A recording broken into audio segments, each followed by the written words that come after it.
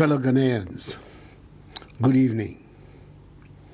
I've not come into your homes for some time because I had hoped that the next time I did so, I'd come to announce that we were ready to lift the restrictions and protocols and put our lives and economy back to normal.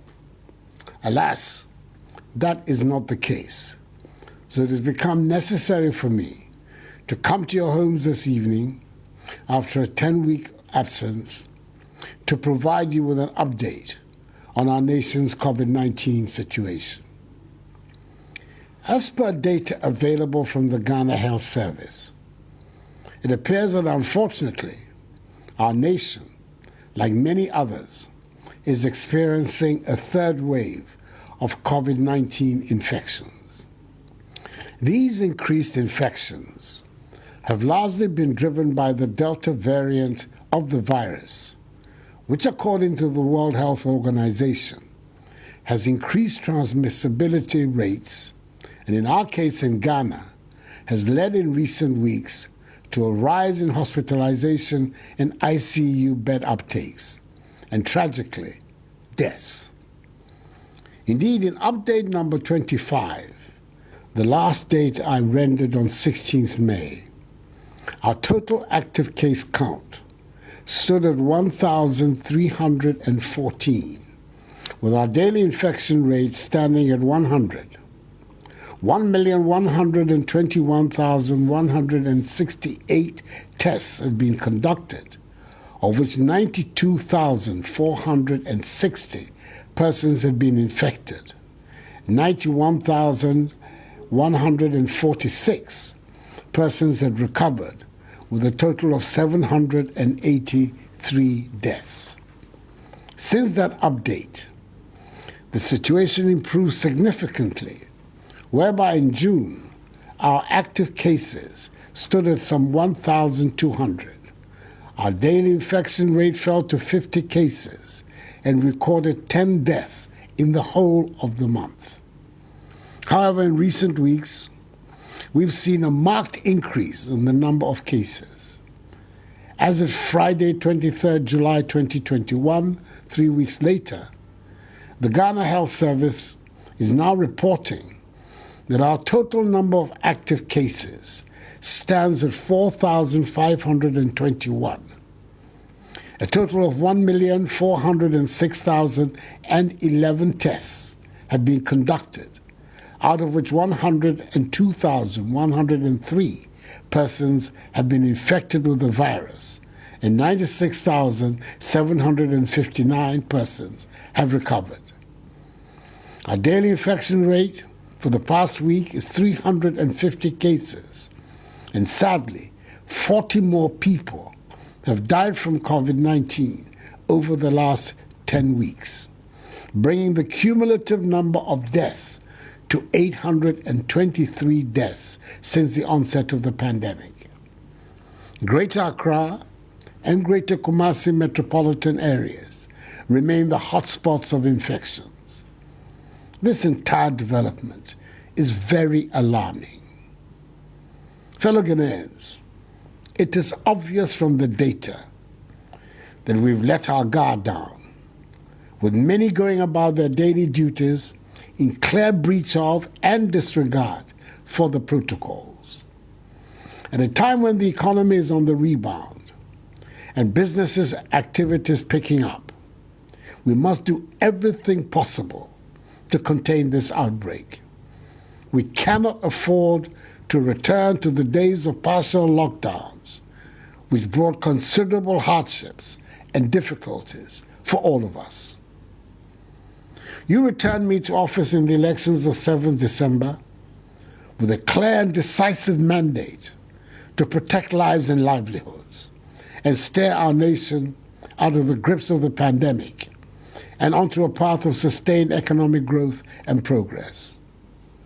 Fortunately for us, we have tried and tested response protocols, which we have implemented since March of 2020.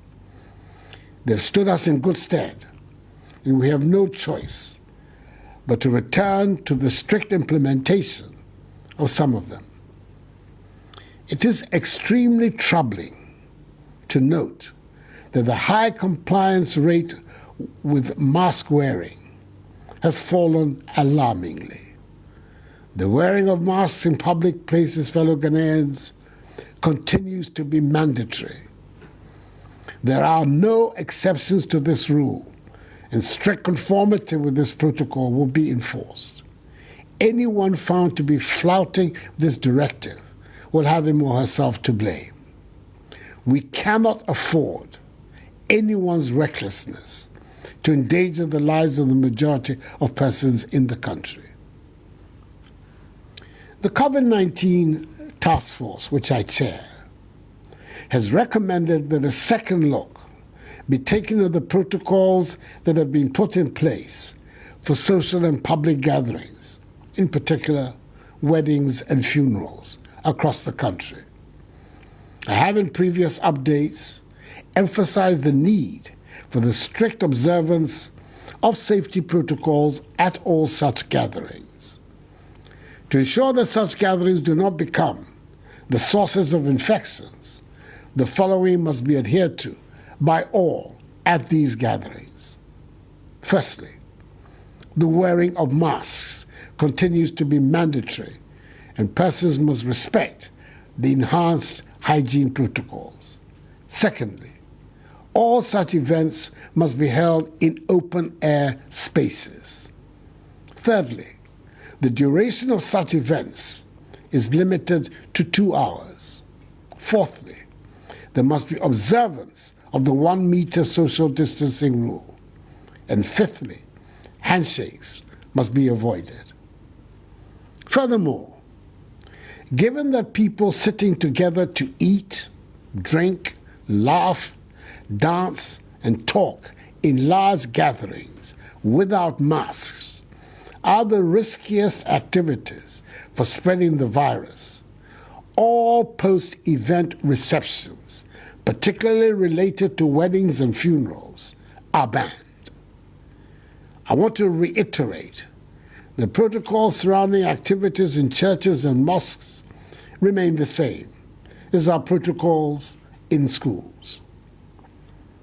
With workplaces currently witnessing a resurgence in COVID-19 infections, it is important that owners and management of businesses and workplaces implement strictly the guidelines on staff management and workplace protocols, such as the use of a shift system and technology, mask wearing, social distancing, and hygiene protocols, as was required in the earlier days of the pandemic. Mask wearing in commercial vehicles and in marketplaces continue to be mandatory. The Ghana Health Service has moved to fortify its contact tracing, testing, and treating campaigns, especially across the hotspots of Greater Accra and Greater Kumasi metropolitan areas. COVID-19 treatment centers continue to be resourced with medical supplies, personal protection equipment, and health workers. We will continue to ensure that all arriving passengers at the Kotoka International Airport are in possession of a negative PCR test result upon their arrival in Ghana, a test which should have been conducted not more than 72 hours before the scheduled departure from the country of origin. In addition, all passengers will continue to be subjected to a mandatory COVID test on arrival. Fellow Ghanaians, indications are that in the course of this quarter of the year, the availability of vaccines for our country will ramp up. Government is therefore standing by its commitment to vaccinate 20 million Ghanaians, i.e. the entire adult population, by the end of this year, in spite of the huge global demand for vaccines by countries and the surge in infections the world over. So far, 1,272,000 1,393 vaccine doses have been administered, with 865,422 persons having received a single jab, and 405,971 persons have received their full dose of 2 jabs. We're expecting through the COVAX facility and the African Union 1,229,670 doses of the Pfizer vaccines from the government of the United States of America and 249,000 AstraZeneca vaccines from the government of the United Kingdom. Government is also in the process of procuring 17 million Johnson & Johnson single doses per person vaccines through the African Medium Supply Platform in this quarter. We have, as such, upgraded our national, regional, and district cold chain facilities in order to widen our access to vaccines like Pfizer and Moderna that require minus 70 degrees Celsius cold chains.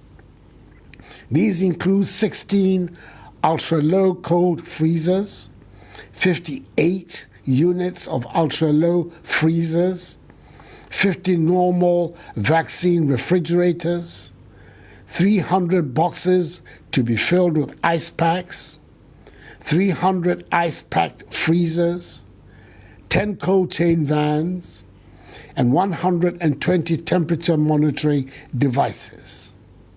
These are in addition to the existing zipline cold chain distribution service, for which we're grateful. I thank as well UPS, the American multinational shipping, receiving, and supply chain management company, and Cosmos Energy, the American oil and gas company, for their generous donations towards this development. Fellow Ghanaians, it is important to stress, once again, that all the vaccines to be used in the country have been certified as safe for use by our national regulatory agency, the Food and Drugs Authority. There should therefore be no hesitancy amongst the population who are yet to be vaccinated. As the oft-cited saying goes, it is better to be safe than sorry. The global shortage of vaccines means that we must develop our capacity to produce our own vaccines domestically and reduce our dependence on foreign supplies. We must be self-sufficient in this regard in the future and prepare ourselves better to deal with any such occurrences in the future.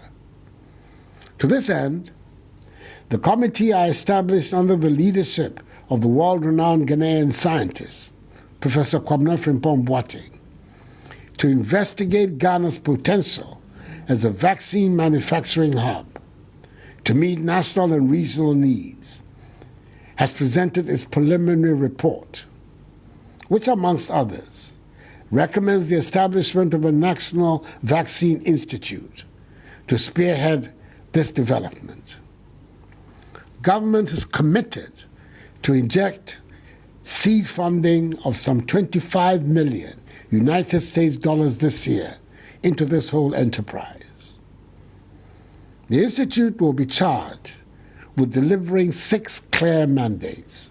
1, establishing local vaccine manufacturing plants. 2, deepening research and development for vaccines in Ghana. 3, upgrading and strengthening the FDA.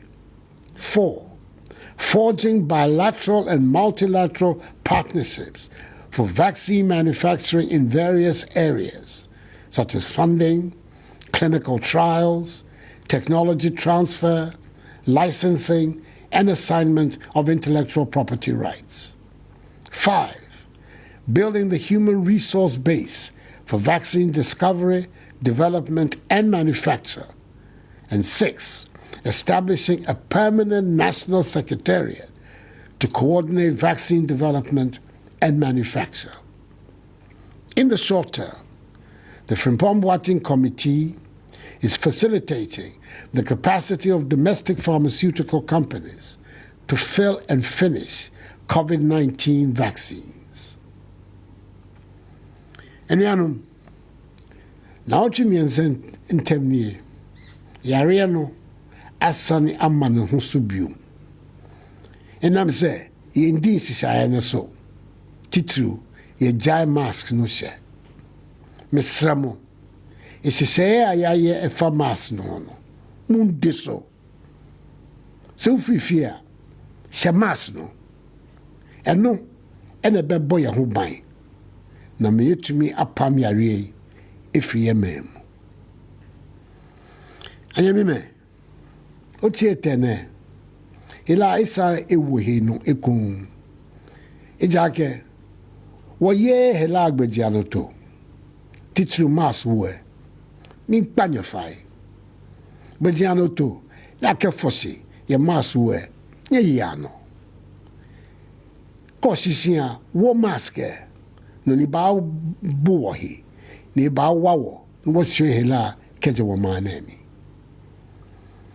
Fellow Ghanaians, we must remember that the virus continues to jeopardize our lives and livelihoods. Without doubt, God has been gracious to us. I appreciate that the wearing of masks is difficult for all of us, but I entreat you to wear the mask. This is what will save us. I ask this evening that we remain steadfast in our adherence to the protocols so we can overcome this third wave of infections. If we do so, we will soon be able to return to our normal way of life.